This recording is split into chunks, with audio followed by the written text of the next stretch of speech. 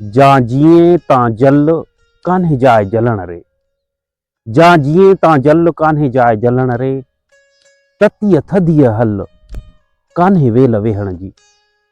दोस्तों अॼु ज़मीननि ते असांखे घुमणो आहे ऐं ॾिसंदासीं त कहिड़ा कहिड़ा फसल आहिनि ऐं उहे कहिड़ी पोज़ीशन में आहिनि ऐं उन्हनि में केतिरी देरि आहे। सो हलूं था ज़मीननि तरफ़ ऐं उते हिकिड़ो मुशाहिदो बि करियूं था ऐं उते लतीफ़ जा बैत बि पढ़ंदासीं।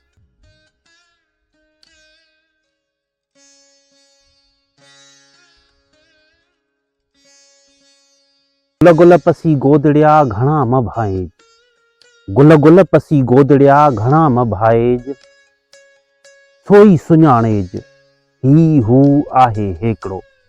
दोस्तों फाइनली असां ज़मीन ते पहुची चुका आहियूं। हींअर असां मौजूद आहियूं लूसण यानी बरसींग ऐं तूरियो यानी सिरिया वारे फसल ते। ही हेठां लूसण पोखियल आहे जेको लुणी माल खे खारायो वेंदो आहे ऐं ही मथां आहे तव्हां सिरिया जा ख़ूबसूरत पीला गुल ॾिसो पिया। ही सिरिया जी पोख आहे।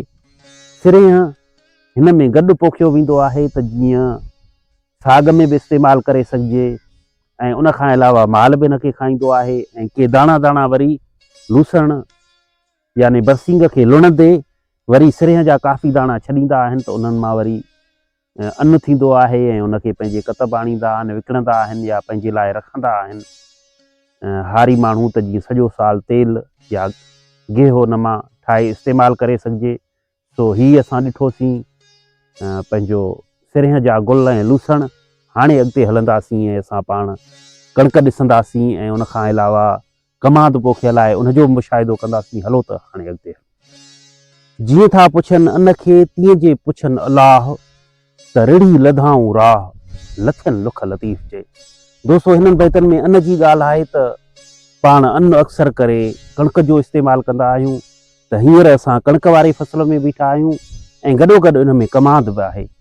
जीअं हिकिड़े दफ़े सां तव्हांखे ॿई फसल ॾेखारियूं। दोस्तों ही अगरि कैमरामैन ॾेखारे त ही कमाद पोखियल आहे, खिरिया आहिनि। ही खिरियनि ते यको हिन पासे बि कमाद हुन पासे बि कमाद ऐं ही जेके खिरियनि जा पुठा सॾिबा आहिनि उन्हनि ते ही कणिक कायल आहे।